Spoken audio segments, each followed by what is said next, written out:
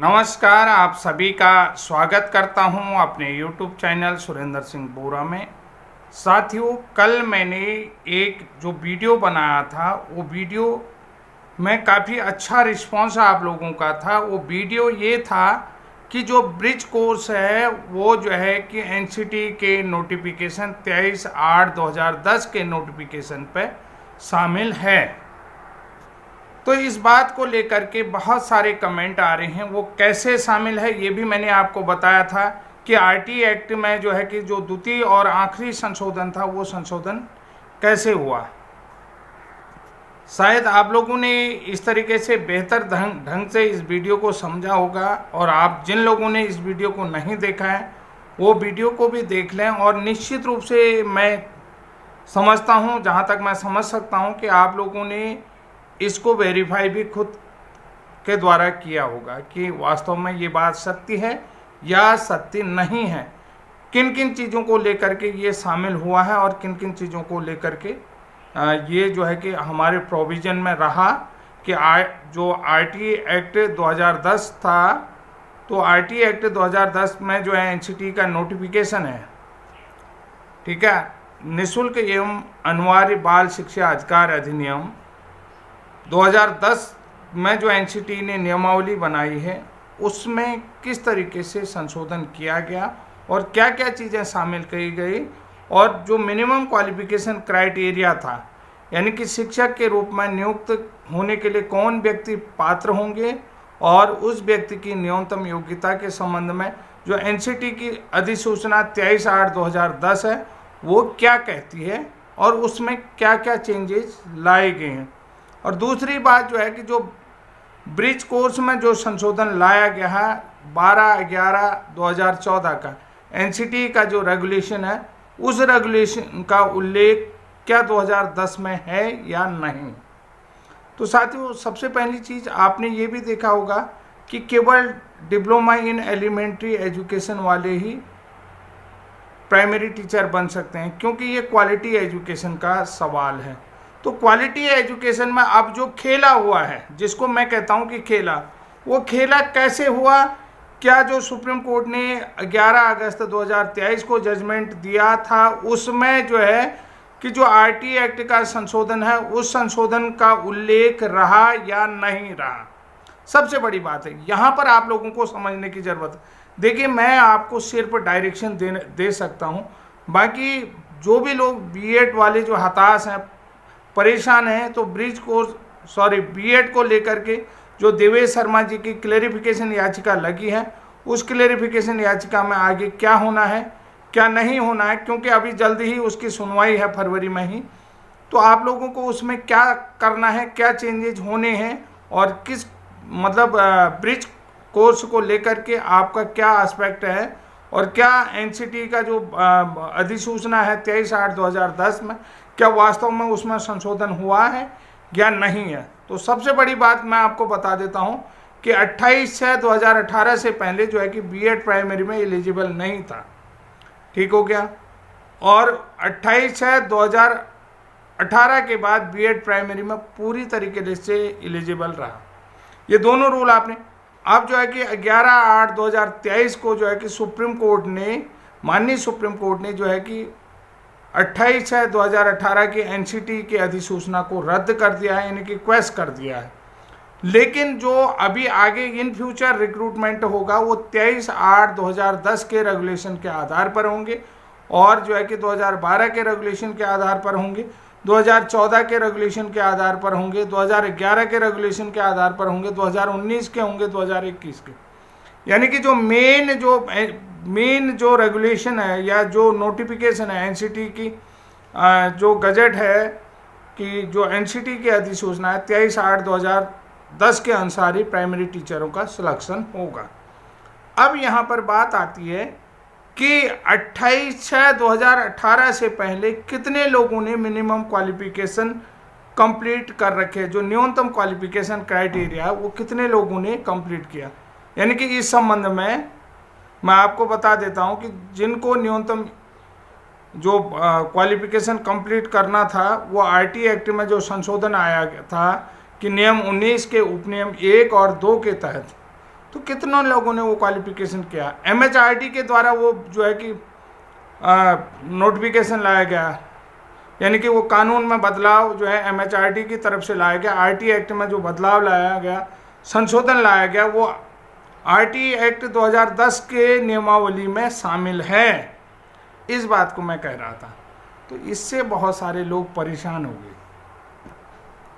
परेशान होंगे भी क्यों नहीं, क्योंकि जो वेस्ट बंगाल वाले हैं उन्होंने NCT के एडवोकेट शोभित नंदी जी को हायर कर लिया है। शोभित नंदी जी जो है कि आप ब्रिज कोर्स का केस लड़ेंगे, और उन्होंने स्पष्ट जानकारी दे दिया है कि जो ब्रिज कोर्स है वो NCT की जो अधिसूचना है 23/8/2010 उसमें शामिल है, और उसी में संशोधन करके, क्योंकि 2014 तक केवल जो लोग सरकारी टीचर बन गए थे उन्हीं लोगों के लिए ये चीज़ें शामिल थी। लेकिन बाद में देखा गया कि जो RT एक्ट है वो प्राइवेट स्कूलों में भी लागू है, कि यानी कि जो सरकारी हो, प्राइवेट हो, निजी हो, गैर सरकारी हो, वहाँ सभी जगह निःशुल्क एवं बाल शिक्षा अधिकार अधिनियम लागू है। 25% का जो मैं बात कर रहा हूँ, उस बात को आप बेहतर ढंग से समझते हैं तो क्या होगा यहाँ पर। अब बहुत बड़ा चीज होगा जब आप लोग जागरूक होंगे, तो अपने स्टेट के प्राइवेट स्कूलों से भी ले सकते हैं जानकारी कि आपके यहाँ जो मिनिमम प्राइवेट स्कूलों में पढ़ाने वाले टीचर हैं, कितने टीचरों की मिनिमम क्वालिफिकेशन कंप्लीट है और कितने टीचरों की नहीं है। समझ रहे हैं? वहाँ कौन लोग पढ़ा रहे हैं? वहाँ पर B.Ed लोग ही पढ़ा रहे हैं।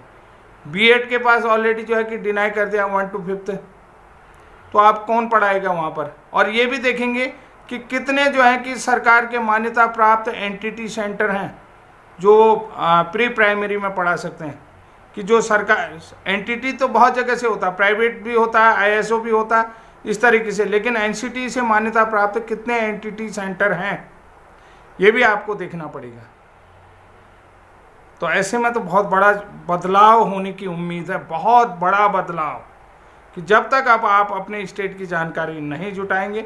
और दूसरी बात देखिए, ना तो BSTC ने वहाँ पर ब्रिज कोर्स का जिक्र करा कि सर 1 अप्रैल 2015 के बाद पूरे देश में NCT के द्वारा ब्रिज कोर्स करवाया गया है, जिसमें RT एक्ट में जो है कि पहला और आखिरी संशोधन हुआ है कि जो 1 अप्रैल 2015 से रिट्रोस्पेक्टिव रूप से लागू है, कि उसके बाद जो है 31 मार्च 2019 तक इन लोगों ने अपनी मिनिमम क्वालिफिकेशन कंप्लीट करी। क्या ये सुप्रीम कोर्ट को बताया आपने? नहीं। आपने ब्रिज कोर्स की बात करने की बात कहते उन्होंने, आपने कह दिया कि ब्रिज कोर्स का तो अभी तक सिलेबस ही नहीं बना, ब्रिज कोर्स देश में होता ही नहीं है। वो ब्रिज कोर्स की जो डेफिनेशन पैदा हुई, जो ब्रिज कोर्स का वो ओरिजिन हुआ, वो कहाँ से हुआ? जो ब्रिज कोर्स का ओरिजिन हुआ है वो किस आधार पर हुआ, ये भी तो आप बात करेंगे। कोर्ट से पूछेंगे कि सर जो NCT के द्वारा ब्रिज कोर्स कराया गया उसका ओरिजिन कैसे हुआ, कोर्ट इसका भी तो संज्ञान ले, कोर्ट इसको भी तो बताए कि जो NIOS DLED को सिंगल विंडो प्रोग्राम कर। मैं आपको इसीलिए कह रहा हूँ कि सत्य परेशान हो सकता है, लेकिन जो है कि सत्य हार नहीं सकता। NIOS DLED कितना परेशान हो रहा है, क्योंकि सेंट्रल गवर्नमेंट ने कराया है, NCT ने कराया है, MHRD ने कराया। अब देखिए धीरे धीरे NIOS को पार्टी बना दिया इलाहाबाद हाई कोर्ट में, अन्य जगह पर भी देखिए अलग अलग पार्टियां बना दी। वो वेस्ट बंगाल से जो है कि बहुत बढ़िया चीज़ें चल रही हैं, कि वहाँ तो उन्होंने NCT के एडवोकेट को ही हायर कर लिया, कि उनको सारी चीज़ें पता हैं, कि रेगुलेशन 2014 भी पता है, और NCT में जो है कि NCT की अधिसूचना 2010 में ब्रिज कोर्स शामिल है। ये है भी क्यों नहीं, मैंने आप लोगों को स्पष्ट कर दिया था कि उसी में संशोधन किया गया है। आपने जो है कि RT एक्ट का जो संशोधन है उसको ध्यान से पढ़ लीजिएगा। अगर समझ में नहीं आया तो मेरे से पूछ लीजिएगा, उसमें 4 वर्ष का भी उल्लेख है और 9 वर्ष का भी उल्लेख है। इस चीज़ को साफ देख लीजिएगा कि जो आपको मिनिमम क्वालिफिकेशन कंप्लीट करनी होगी RT एक्ट 2010 में नियम 19 के तहत और अधिनियम उपनियम 1 और 2 के तहत जो संशोधन हुआ है। तो इसलिए जो है कि बहुत सारे लोगों ने हमें यही कहा कि जो सुप्रीम कोर्ट के जस्टिस सुधांशु धूलिया जी ने कह दिया कि ब्रिज कोर्स कुछ नहीं होता है, क्योंकि ये B.Ed के बाद ही होता है। लेकिन जब ब्रिज कोर्स में जो है कि RT एक्ट में संशोधन लाया है तो वो संशोधन की बात क्यों नहीं कहेगी? क्योंकि या तो हमारे एडवोकेट जानकार नहीं थे, या जो है कि कोर्ट के संज्ञान में ये चीज़ लाई ही नहीं गई है। अब धीरे धीरे ये कोर्ट के संज्ञान में आएगी, धीरे धीरे आप जो है कि यानी कि चीज़ें फ्लैशबैक होंगी और आप फिर से कमबैक कर सकते हैं कि चीज़ें फ्लैशबैक होने की ज़रूरत है, और चीज़ें जैसे जैसे फ्लैशबैक होंगी कि हाँ भाई नियम में संशोधन, क्योंकि इसलिए जो है कि बेहतर से बेहतर एडवोकेट रखने की ज़रूरत है। मध्य प्रदेश अपने आप ही खुद सुप्रीम कोर्ट चला गया है, मध्य प्रदेश के कैंडिडेट गए हैं, वो स्पष्ट रूप से इस बात को बता देंगे कि देश में ब्रिज कोर्स इससे पहले भी हुआ है। चीज़ें अब सामने आ रही हैं, इसलिए उम्मीद रखिएगा, धैर्य बनाइए, और निश्चित रूप से बीएड वालों को जो है कि इस चीज़ को आगे ले जाना चाहिए। क्लेरिफिकेशन में देवेश शर्मा जी के साथ ये सारी चीज़ें शेयर करनी चाहिए कि हाँ सर ये ऐसा हुआ है, कि यानी कि आरटी एक्ट की चीज़ें जो आपकी समझ में नहीं आ रही हैं तो वो कानून समझेगा, कोर्ट समझेगा, वो सारी चीज़ें कि अधिनियम 2010 में ये चीज़ें चेंजेज करी हैं कि नियमावली को देखिए कहाँ कहाँ पर रिलैक्सेशन मिला है और वो रिलैक्सेशन किस प्रकार से मिला है, कि क्या जो है कि मिनिमम क्वालिफिकेशन के लिए छूट दी गई थी और इस बीच कितने लोगों ने मिनिमम क्वालिफिकेशन कंप्लीट कर ली है और वो जो है कि अभी भी ज्वाइन नहीं हुए हैं टीचर, तो इन फ्यूचर वो भविष्य में ज्वाइनिंग ले सकते हैं, तो उनको डिनाई नहीं करना पड़ेगा। ये भी मैं आपको बता देता हूँ।